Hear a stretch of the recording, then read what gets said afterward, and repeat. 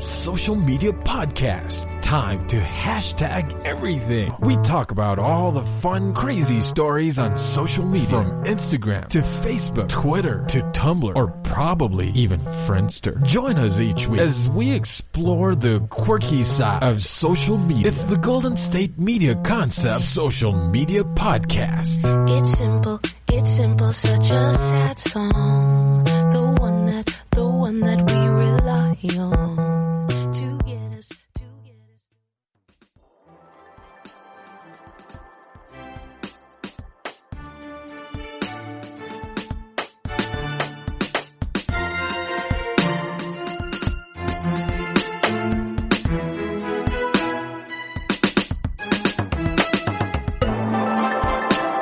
Good evening, everybody, or good morning, or good afternoon, depending on where you are.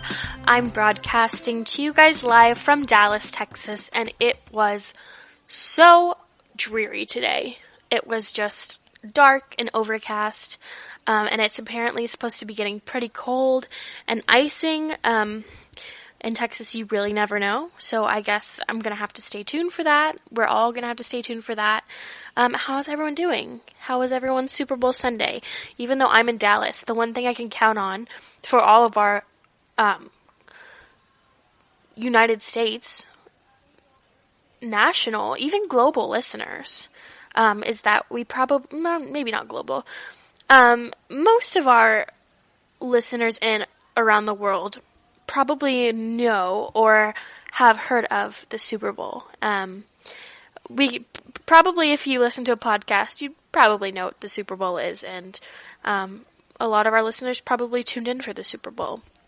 Whether you're a Kansas City fan or a 49ers fan, there was tons of controversy, not only with the game, the score, but the halftime show. So we're a social media podcast. At least this channel is a social media podcast, and so I report, all the social media news that's going on Facebook, Instagram, Twitter, and Twitter is just flooded with news from the halftime show, as well as Instagram and Facebook, especially. My Facebook feed is flooded with angry moms, upset that J-Lo and Shakira showed some skin during the halftime show. So that's going to be a majority of what our podcast is about today, the Super Bowl Momtroversy. That's what I've named it.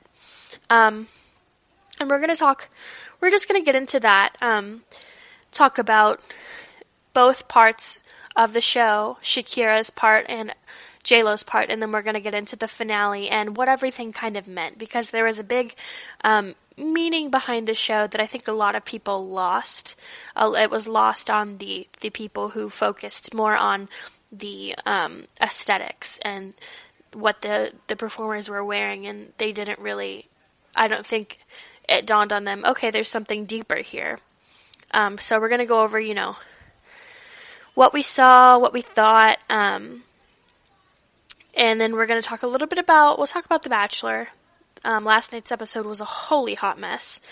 And then we'll talk a little bit about, what's going on in the world, and we'll just catch up a little bit. So, I'm Devin, and I'm ready to just give you the scoop. So go get a snack, go get a blanket. If you're multitasking, doing homework, driving, be careful, pay attention to what you're doing, but let's dive in together. So Sunday was big for a lot of people. Whether you're a football fan or a fan of pop culture, the day was full of craziness.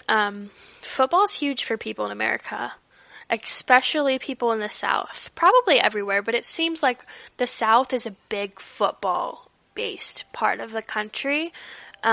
Everything's football and church.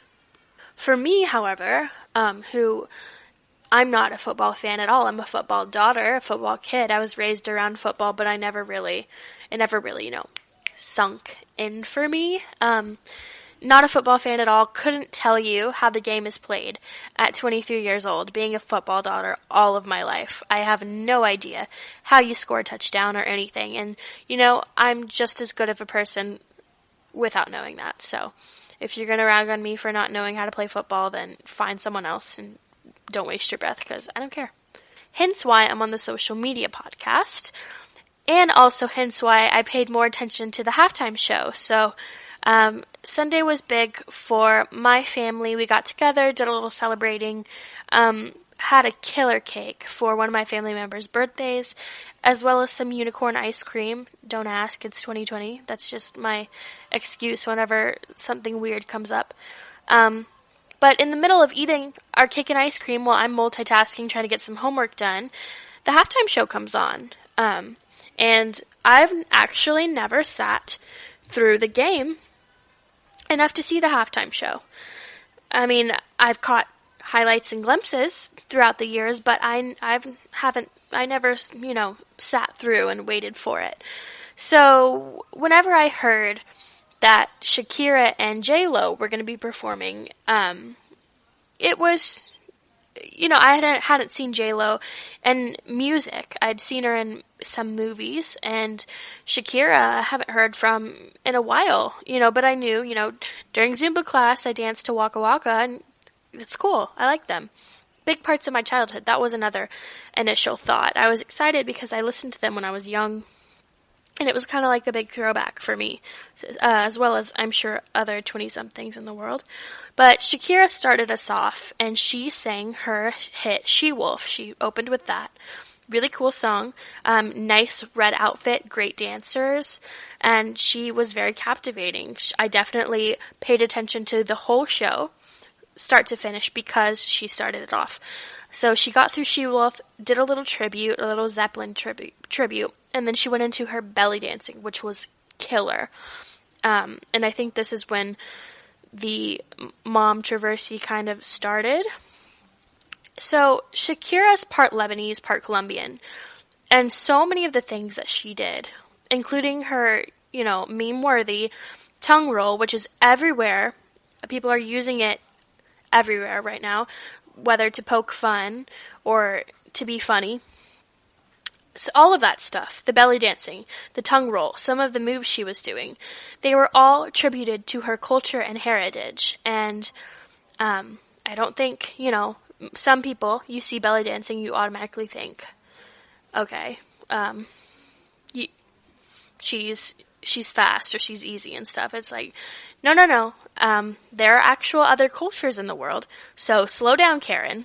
People were offended at belly dancing. And me, I say, look, she's a mom. She's in her 40s. I think she's 43. And she was amazing. Her body was in amazing shape. She hoofed it up there, like dancing and singing and having to keep hitting every mark. And from a theatrical standpoint, it is hard to sing and dance at the same time. So she ended her part with Hips Don't Lie, and I had my cake and ice cream, and I was fist pumping to Hips Don't Lie, and 8-year-old me was living for it. And I completely, whenever I was into it. And then when I saw J-Lo on top of wherever she was on top of something. She wasn't to the pole yet. Was she? I don't think so. She was standing on top of something, like up there, and she said, "Are you ready, Miami?" And I said, "Yes, ma'am, I'm ready." And I knew she was about to just kick it up.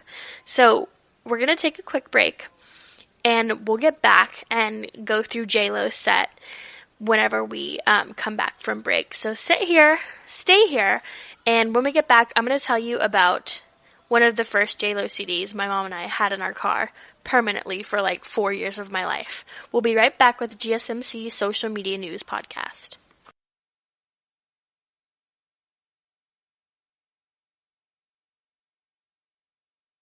Do you want to be healthier, yet you just don't know what to do? All these shows telling you this and that, but nothing seems to work.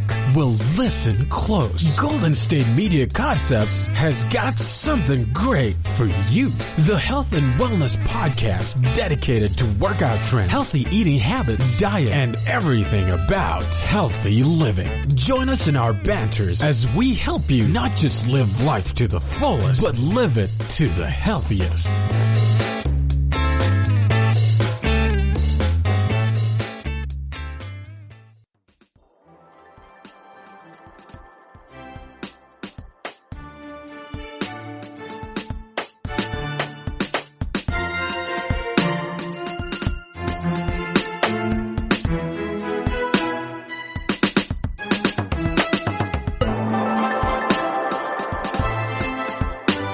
Among a couple of CDs that my mom had in our car, just like on rotate whenever I was younger, it was this J-Lo CD with the Jenny from the Block song. I don't know exactly which CD it was. It was one of her first ones. She had Beyonce's Crazy in Love, and she had Shania Twain. My mom was hip. My mom was real hip, and she also had Shadazy and a number of other. Tim McGraw, she was very varied, real cool and stuff. And I remember after my parents separated, we were two single ladies on the lam, and we would just, anywhere we'd go, we'd turn the CD on, pump it up, and it was just two girls having fun in life. And so that's why, this time period for me was so memorable, and seeing J-Lo up there, just living it up, a mom herself now, because she was young whenever I was young, and she hadn't had her kids yet. She was just kind of coming on the scene, and so that time is important to me, and to see people bashing her and bashing Shakira just makes me upset, especially because we tend to just get mad at anything these days. There's always somebody offended at something. It's cancel culture to the extreme, and it's just exhausting. It's quite frankly exhausting. There's no, the whole, I don't agree with your opinion, but I respect it, is down the drain. And somebody turned on the garbage disposal, and it's just shredded. Because people, you can't disagree with somebody, or you're wrong. But what people don't understand is that right and wrong is relevant. No two people are alike, and no two people have a similar opinion. So it's you can't tell someone, you are wrong. What is wrong and what is right? We can get into that philosophy later. But, okay, so J-Lo started her section with Jenny from the Block and a Get Right mashup. So those were her two, early songs. And then when she ripped her first outfit off, I knew it was about to go down. When she had that silver, she had her second silver outfit on underneath her black, and when she bent over, I could see it, and I was like, what's that about? What's that moment? And she ripped it off, and there went Jenny, and there went, the black outfit, the leather black outfit. Can I tell you, she's 50-something years old, and she's wearing leather, and she looks amazing. Everything. Her hair was beautiful. The smile was beautiful. Her confidence, she was working. And she defied, all laws of gravity with the costume change. I probably looked down at my computer or looked down to take a bite of cake or something, and I looked back up and she's in silver, and I looked at my family and I was like, what happened? When did she change? And I don't think anyone else really knew either, but she went into this Waiting for Tonight, and she was on the pole.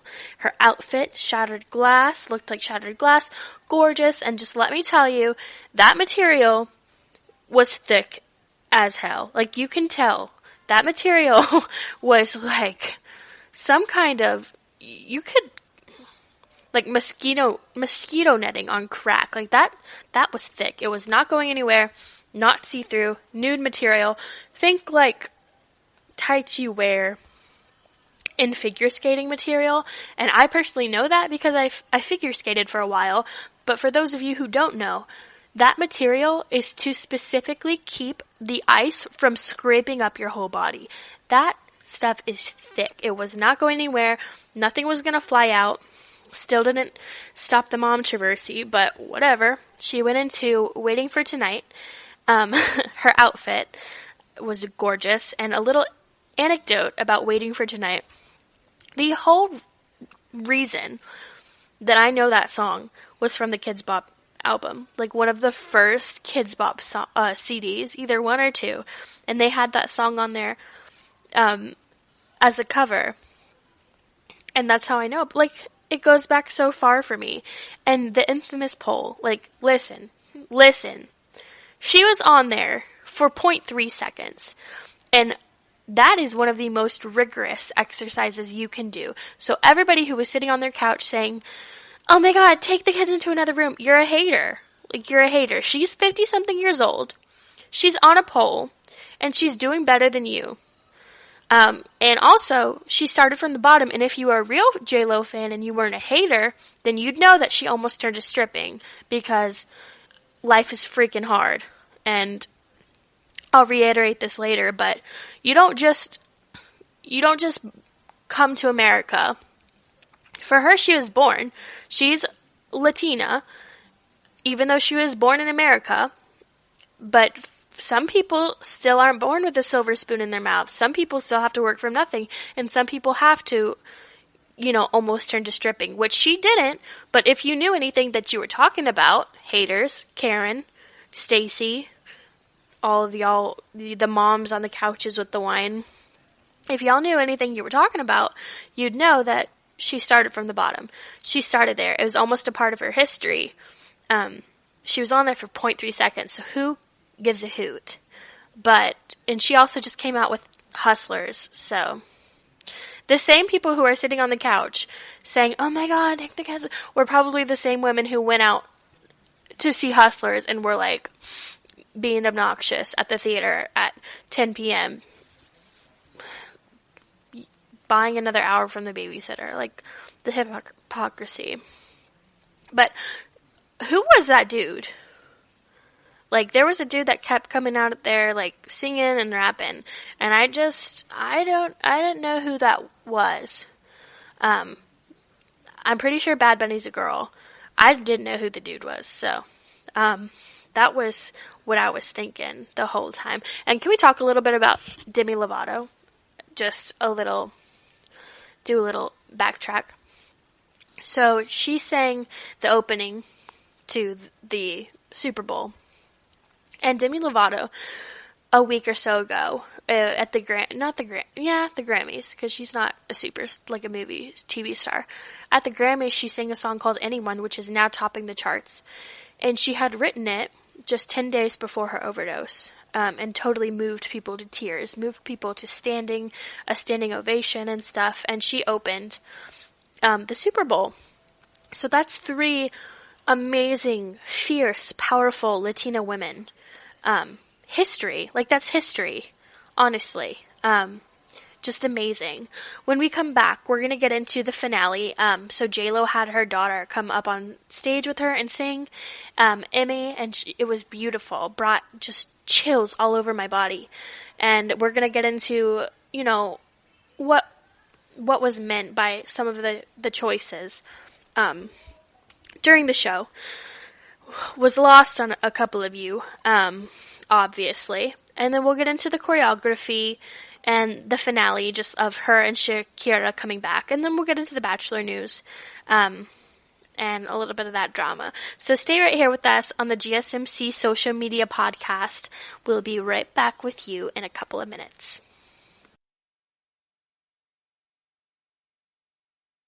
Tired of searching the vast jungle of podcasts? Now listen close and hear this out. There's a podcast network that covers just about everything that you've been searching. Hey! The Golden State Media Concepts Podcast Network is here. Nothing less than a podcast bliss with endless hours of podcast coverage. From news, sports, music, fashion, cooking, entertainment, fantasy, football, and so much more. So stop lurking around and go straight out to the Golden State Media Concepts Podcast Network. Guaranteed to fill that podcast itch. Whatever it may be. Visit us at www.gsmcpodcast.com. Follow us on Facebook and Twitter, and download us on iTunes, SoundCloud, and Google Play.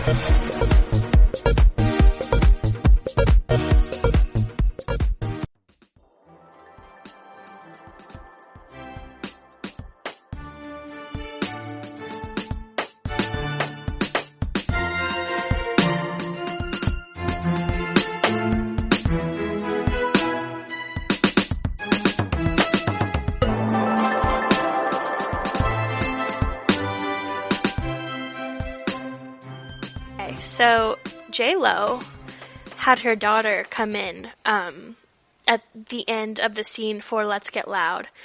And so her daughter came in and sang the beginning of the first bit of the song. And at first I was like, who's this girl? She looks like J-Lo. And then my friend, who is a proud Latina woman, because I was texting her, I think she was at a party or something. She said, I can't hear it. What's going on? And I said, girl, this is so good. She's Puerto Rican, proud, strong Puerto Rican. It's my best friend. And I said, you have to watch this. You need to rewind it. You need to watch it. So J-Lo's daughter came up and she was singing a little solo. And then I was like, okay. I didn't know it was her daughter at the time. And then J-Lo came on and she said, Latinos, let's get loud. I'm going to live my life. And I was like, okay, it's Let's Get Loud. And I don't know why, but that moment gave me chills. And something about Shakira, it was definitely with the flag. At some point, when her daughter was finished singing, J-Lo came out with this flag on her back, and it was like the American flag, and then I figured out later on the other side it was the Puerto Rican flag because J-Lo is Puerto Rican. And that's when I was like, girl, did you see this? Texting my friend. And I, tears came to my eyes. I felt so stupid. I had my cake in one hand and, my ice cream, and I was trying not to, tear up and stuff because it was totally out of place. My family was just, watching the Super Bowl. And surprisingly, my family is this side of my family is surprisingly conservative, and no one said anything about the outfits. I was with a group of males, so that might have something to do with it. But if they didn't notice anything, the women just constantly surprise me, and this made me tear up just seeing her address the Latinx community and saying I'm going to live my life. And I thought for that moment my heart broke because it's she's representing all of the stuff that's been going on at the border and saying I'm going to live my life I was born here, I have a right here, and screw you if you're going to try and tell me that I don't belong, because America is the land of the free. Am I wrong? Women and minorities literally have the hardest time in this country, and this is what frustrated me to the point to where I was just fed up after the Super Bowl. It wasn't even an hour after the Super Bowl that all of these things started flooding in about being provocative and whatever, and it's do not take their success away from them. They did something amazing. They were strong, they were fierce, they were powerful. They sang and they danced, and they represented their heritage. They did amazing. And they're women, in their 40s and 50s. This is crazy. And just seeing them both, Shakira was an immigrant, and J-Lo rose from literally nothing, on Living Color, to having an album, to being in movies, to being the first Latina woman to break a bunch of barriers. And it's don't take that away from them. Just because you can't see past your white privilege goggles. At a certain point after she got into Let's Get Loud, the choir of kids came on, and they were in these light-up cages. And this is something, again, a lot of people missed. And at this point, it's not right versus wrong. It's not who's wrong, who's right. It's like, these kids, like, this is mirroring what's going on in the world. This all was happening, and J-Lo and Shakira were representing the kids. All of the kids were Latina, it appeared so. And it was just, it gave me chills. They were so talented, all of the kids, and being both women of color and women in general, y'all. Like, if you can't see the symbolism behind all of this, and you're only focused on their bodies, then you are the problem. Like, you are the problem. It was incredible. Every second. From the aesthetics to the choreography. Every angry mom out there is just wishing she were J-Lo. I guarantee you. But there's a note from little old me. Just because you had kids doesn't mean you had to sign your life away and stop caring about yourself. Like, that's on you. These ladies are living proof of it. And for every woman saying that J-Lo is trashy for being a mother on a pole, get off your high horse, Stacey, because J-Lo is a strong Latina woman who had to work her way to the top, almost turning to stripping for money because she wasn't handed anything, and people can't see past their privilege, but give them a half-naked Adam Levine and they'll shut up. Like, I'm done with this. It was intense. It brought me to a different place. I shed tears. I'm not even a Latinx, and I shed tears. I was proud to be in the country for 15 minutes. And then I thought to myself, dang, a halftime show is only 15 minutes. I know, it shows you I'm an actual football daughter. Also, can we just stop body shaming women for one freaking minute? Especially other women. And this was pretty interesting to me because it was only the irate mothers that were sharing this stuff. And it's like, I saw nothing from the dudes. And that's probably why they were mad. You know, you see a woman on a pole and it's like, Sharon, like, go get to the gym. Go take some pole dancing lessons. It's a great exercise. Like, stop being mad. Don't be jealous. Jealous isn't a good color on anyone. You know, like, and it drives further the point of, like, previously, last year's Super Bowl was Adam Levine taking all his shirt off, and his pants were hanging so low you could see that V, you know? And no one said anything. This wasn't a headline at all. Nothing. Not a headline. Not a single tweet. Nothing. Nothing controversial about a half-naked man. Yet you have a woman belly dancing or, like, God forbid, crumping an ethnic dance in a leotard that's still covering all of her bits and pieces. And the internet, most specifically other women, go off saying that she's trashy, she's slutty, you don't need to be stripping on live television. It's like, okay, well, Madonna sang Like a Virgin, and Michael Jackson did a whole bunch of other crazy stuff. Like, Janet Jackson popped out a whole boob, and we're all fine. And we're all living for this right now. So, go sit down or go to another room. Like, I'm done with it. Alright, when we get back, we got some Bachelor news. I'll just recap the last episode real quick, and 3 hours. 3 hours long. The tweets, crazy. The drama, crazy. Girl, there were tears. I still live tweeted, honey.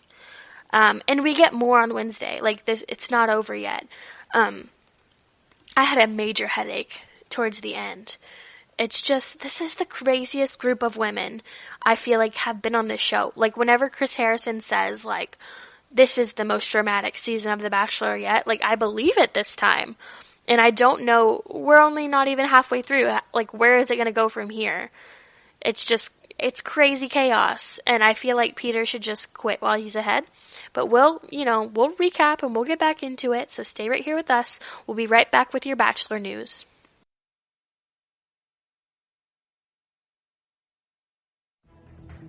Want to find out what movies to go see? Then check out the GSMC Movie Podcast. It's your ticket to the latest movies, whether it's a new blockbuster event, romantic, comedy, or action flick. This show has got it all covered. They talk some what to go see now. Don't bother. What's hot on Netflix and everything in between. That's GSMCpodcast.com/movie-podcast. When it's all about the movies, it has to be this new show. Don't forget to like them on Facebook and follow follow them on Twitter. Visit gsmcpodcast.com for more info.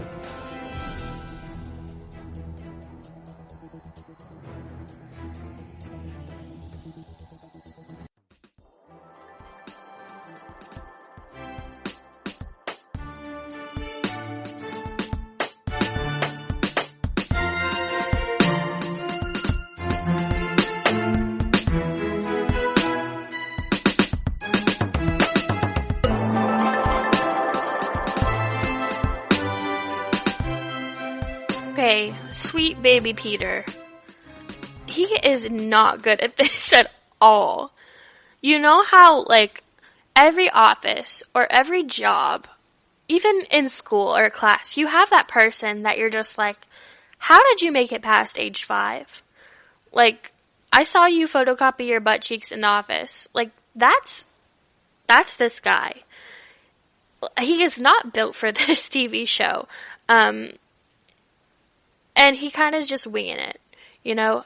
And every single opportunity for him to make a decision, he does the exact opposite of what he's supposed to do. He's bad at being the bachelor. You know, it's bad. I'm missing Juan Pablo just for the sheer entertainment factor and the fact that Juan Pablo was a major D-bag. But so Peter's kind of likable, and that makes it harder for us. Because Juan Pablo, you want him to crash and burn, but Peter is just a sweet guy, and he's a windmill on fire right now. Spoiler alert, he canceled another cocktail hour. I think this is like the third one. So after bringing Alea back, he ended up eliminating her again because it was too much. People just kept coming up to him saying she's starting drama and he can't stand the idea of anyone being unhappy with him. So instead of, you know, making his own decision, he just said, it's just too much. After I gave you a rose, I'm going to take your rose away and you're going to go home. And then so he went on a little one-on-one with Sydney, the kind of foil to Alea, and out of all 12 girls, he told her to her face, he said, you're the best kisser. Don't tell anyone that. So I'm sure that's going to come up later. But we'll get into that. So at the beginning of the 3-hour episode, the girls are still in Cleveland. Everyone is freaking out because Alea has come back. And Natasha says that Alea has made her bed and she needs to Alea in it. So, you know, we have got off to just a great start. So what does Peter do? He sends Alea home because it's just too hard. But what should he have done? He should have told everyone that if they really had a problem with him bringing her back to the house, then they should pack up their bronzer and heels and leave, because he needs to, you know, make his own decisions and watch none of them leave, because they're all there for a rose and Instagram followers. So after the attempt at a cocktail party, Madison, Sydney, Natasha, Lexi, Hannah Ann, Cheyenne, McKenna, Victoria P., Kelly, and Tammy all get roses. Deandra's mouth is like wide open because she confronted him and told her that he was feeling the relationship, but can't have someone not like him in every waking moment. So he really just sucks at drawing boundaries or expressing things without either being totally fake or being all in. So after the rose ceremony, Peter announces that the girls are going to Costa Rica. So bye Cleveland, hi Costa Rica. And the literal greatest comedic moment of this episode, and this is how I knew we were at the peak of the season, Peter smashing his head into the golf cart. Well, actually, smashing his head open because he walked into the golf cart and smashed his head on his drink. And it wasn't just enough to show, you know, him with the Band-Aid that made him look like Frankenstein. They showed the actual security footage. Like, this is like The Office level embarrassing. Hitting your head on a golf cart, but then smashing your tequila soda right into your head and slicing it open. Like, that's pride. Okay, so the one-on-one date, Sydney gets it. He takes her in a helicopter. he says he thinks she's mysterious and sexy, uses the night portion of the date to get her to open up to him, and she laments about growing up as a biracial kid with a single mom, saying that people would vandalize their home and bully her. Interesting enough, a tweet came out later that showed her being a homecoming queen and voted like most prettiest of her school. So, big tears for Big Liars. The group date this week was Cheyenne, Kelsey, Victoria F., Madison, Natasha, Victoria P., Lexi, Hannah Ann, Tammy, and McKenna. And they headed out for the group date. And the group date was a cosmopolitan bikini fashion shoot where the winner got to do a cover shot with Peter. So this is like the best way to show that you're a fun, fearless female and a future hot mom, apparently. Victoria F. ended up winning the group date and posed with Peter for the cover shot, but she got her cover taken back because she posed in a White Lives Matter t-shirt ad. And that does not make you a Cosmo girl in 2020. That cover will never see the light of day. And we'll get more into that when we come back. So stay here with us and we'll get you that drama in a couple of moments after this advertisement.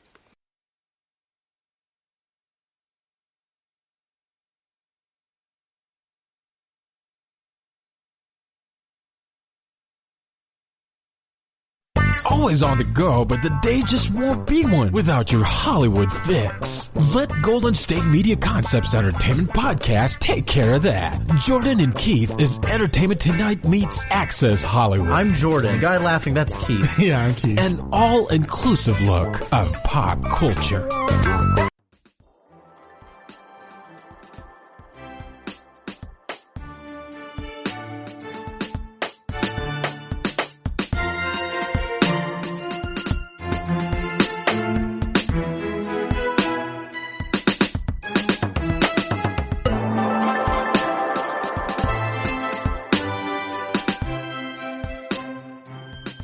Alright, you might remember sweet, sassy Victoria F.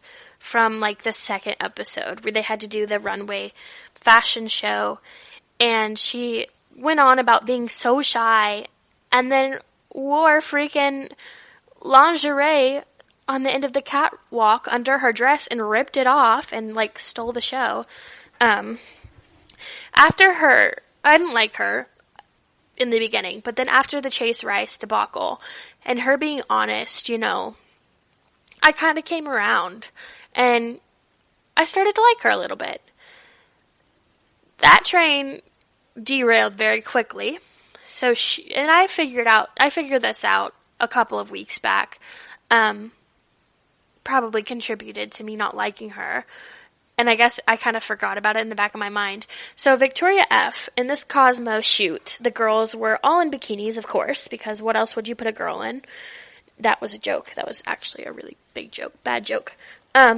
It's not like they have brains. They were all in bikinis. The Cosmo director, Jessica Pels, told them, choose your favorite bikini. We're going to shoot you for the March edition, and then whoever is best, I'm going to choose. And you're going to have a cover with Peter and an insert. And you're going to be, rah-rah. Like, you're going to be the winner. Chicken dinner.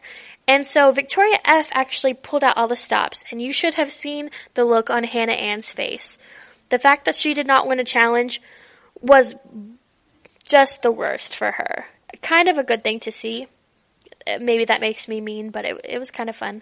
However, shortly after this episode came out, there was a Twitter headline that said Victoria F. will never see the light of day, and her Cosmo cover will never see the light of day. And strangely enough, this little, tidbit that we'd all figured out a couple of months ago had resurfaced. And that was that Victoria F. modeled in a White Lives Matter campaign for whatever, marlin fishing or something. Like, it was White Lives Matter for Marlin Lives Matter, the organization, and it was like Confederacy-inspired clothing, which aimed to educate the public on overfishing for white and blue marlin, but it was literally the worst tagline possible. It was White Lives Matter. And in my opinion, the nature of the organization is neither here or there. Like, it looks bad. And basically, that's what Jessica Pell said. Both phrases and the belief systems that that organization represents is just not cutting it for the magazine. They're rooted in racism and are therefore problematic. And so the people in the group dates, their photos were included in the magazine's print in March, but ultimately what felt right was choosing not to publish the digital cover because it just doesn't stand for Cosmo and what they believe in. And I say good on her. Victoria F. is the biggest scam of The Bachelor and her fake confidence issues. That's what I thought. Racist, and she slept with her best friend's husbands. Yikes. That's Sammy Bazammy on Twitter. That was a tweet from her. So later on in the episode, after the Cosmo shoot, a whole bunch of drama unfolded between Tammy and Kelsey. And Kelsey, you might remember from Champagne Gate.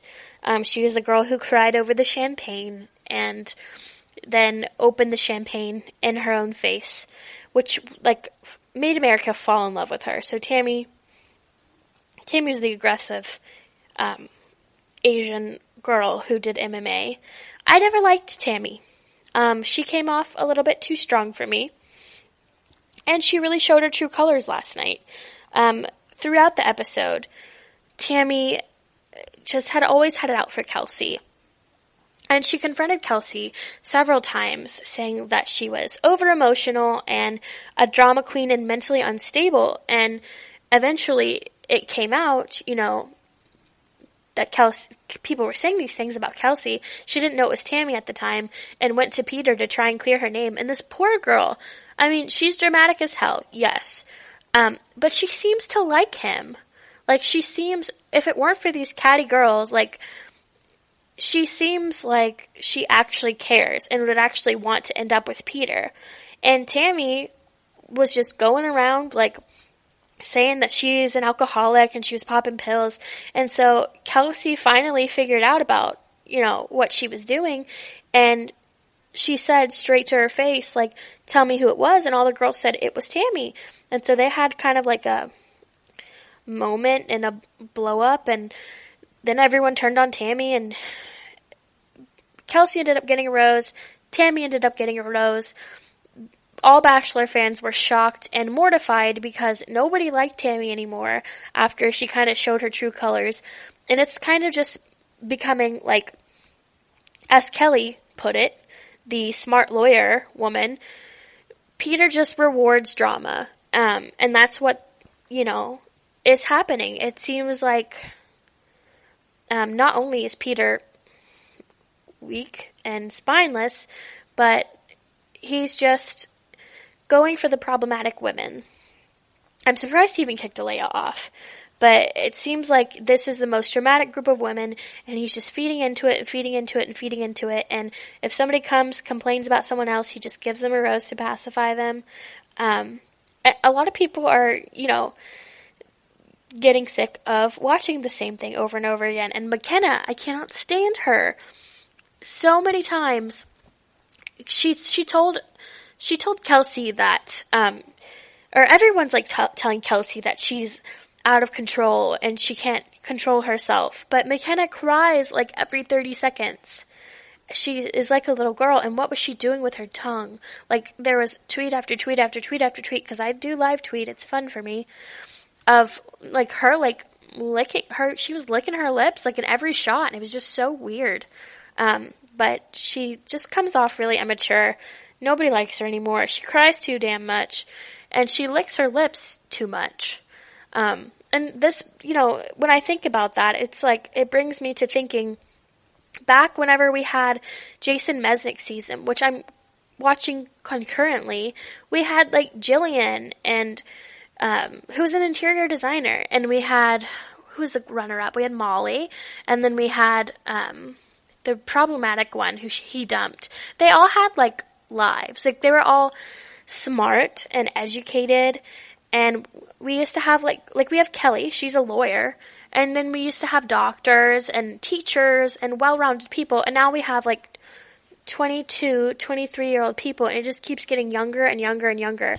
And, like, I don't want to watch a bunch of Instagram model influencers go on to compete for some guy's rose, like, when they're really not into it to begin with. Like, The Bachelor is not what it once was, but everything that went down with Kelly, people are hoping, like, okay, maybe she'll be the next Bachelorette because she's way too smart for this show. She sat down with Peter on their one-on-one, and they went and did this, like, ethnic cleansing festival or some kind of ancient tradition. And I think the part where everyone was like, okay, this isn't going to work, is whenever there were two candles, and they were like, the people were lighting the candles and, like, saying, okay, the candles are going to tell us how you guys feel about each other. And when they lit Kelsey's candle, it was super strong, and then Peter's wasn't, and Peter said, like, why is your candle telling me that you don't like me? And I was like, if that's not me, I swear. Like, taking the most mundane things and just being so immature about it. And he just basically told Kelly, like, I don't feel like you're into me. I feel like our flame has kind of died off. And he's like, where have you been? You have to, like, insert yourself. And she just tells him to his face, like, you're not giving me time to do that. You're wasting time on these dramatic girls, Alea and Kelsey and whoever the beginning was, Hannah Ann and Kelsey. And she's saying, so I've been in the corner because you've been, like, sometimes I question if you're mature enough for me. And girl, like, she put him in his place, and she basically told him, like, you only reward the dramatic girls. You've canceled, like, 2 out of 3 of the last rose ceremonies. I can't really put myself in there if you don't give me a chance to. And I think collectively America was like, we want you to be our next Bachelorette. Like, I want to see her as the next Bachelorette because she would bring something to the show that hasn't been there in years. Like, an actual living, breathing, smart person that is not just on there to, like, further their career in marketing, you know? Like, Kelly seems down to earth. She has a good head on her shoulders. And she told him up and down the wall, sideways and backwards and frontwards. And I think it would have been probably smart of Peter to stop there, stop the cameras, cut the cameras. But we all know that she's going to end up getting sent home. I know that because I know she's not a front runner. Like, I know who the top 3 are. Because she's too good for it. She knows the game. She probably isn't what she wants anymore. She wasn't expecting this, which is sad because, actually, it's not sad. She's probably too good for him. Alright, when we get back, we're going to do some housekeeping, just going over what we know, what's in the news. Charli D'Amelio met J-Lo, her idol, at the Super Bowl on Sunday. Channing Tatum and Jessie J are back together. And Harvey Weinstein's nudes were passed around a courthouse today. So we're going to take a little break, and then we'll get back into some of that when we get back. So stay here with us on the GSMC Social Media News Podcast.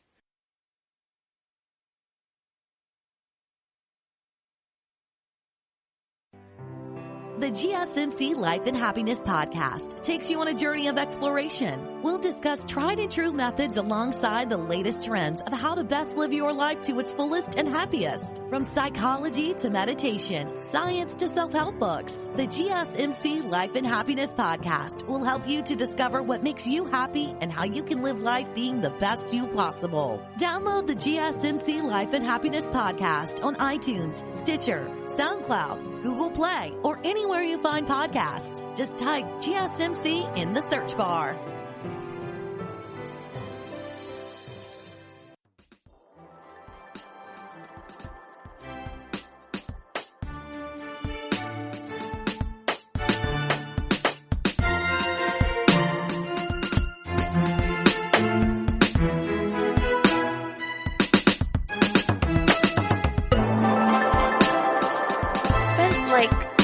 minutes today reading this whole long expose about the latest in the Harvey Weinstein case. And usually, assault trials and stuff like that just really rub me the wrong way and trigger me. I don't like reading about them.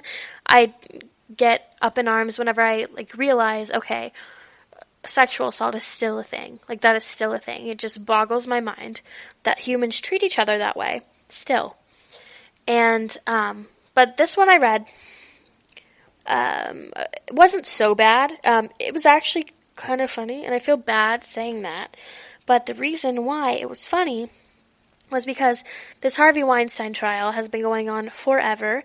For those of you who don't know, in the Hollywood circle, there are women who have come out saying Harvey Weinstein has sexually assaulted me,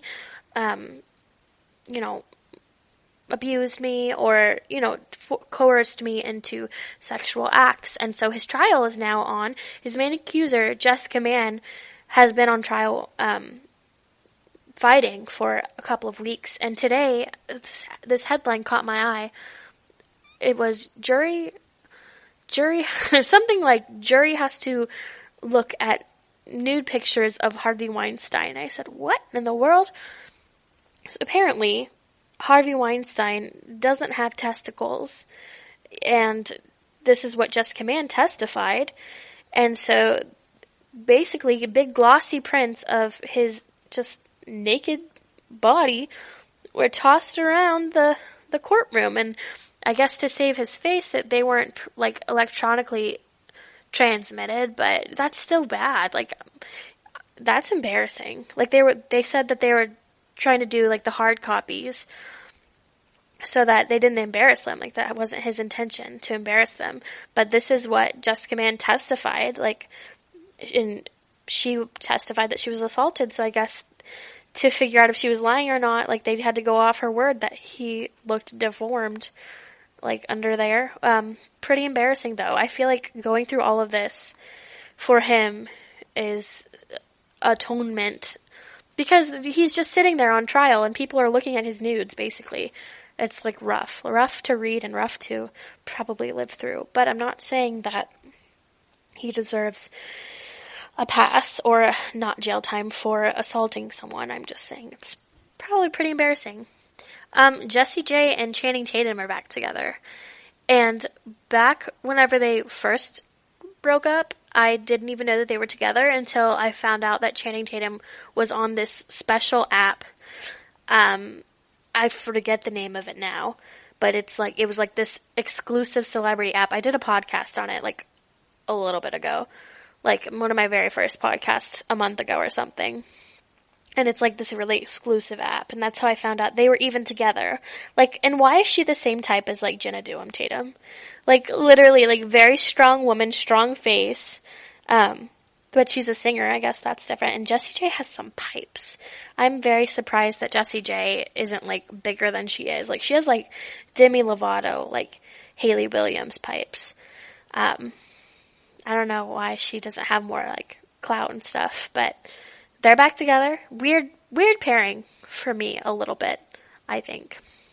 So in the more, social media TikTok area, Charli D'Amelio apparently met her idol, J-Lo, at the Super Bowl. And Charli D'Amelio is super famous on TikTok for being a dancer and doing those, dances where with your hips and stuff, those weird TikTok-y teen dances.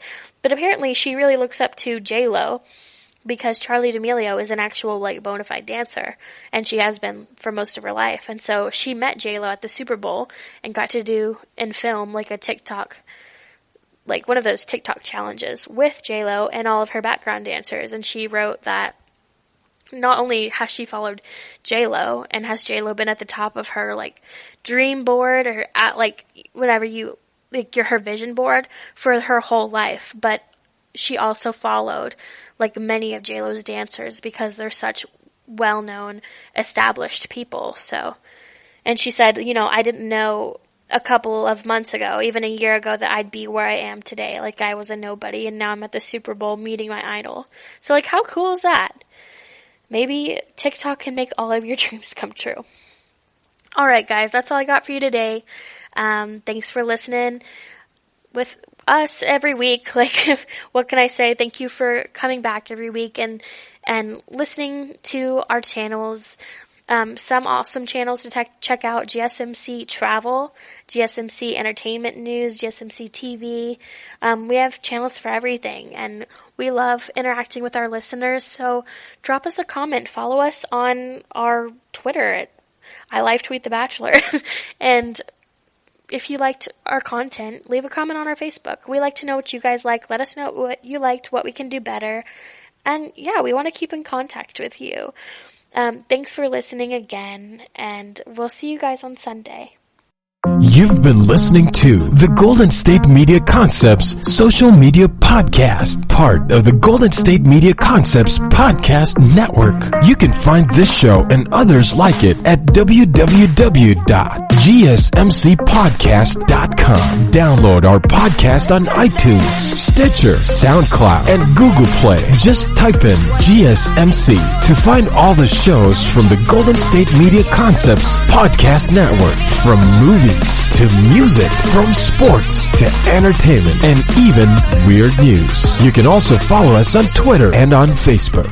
Thank you, and we hope you have enjoyed today's program.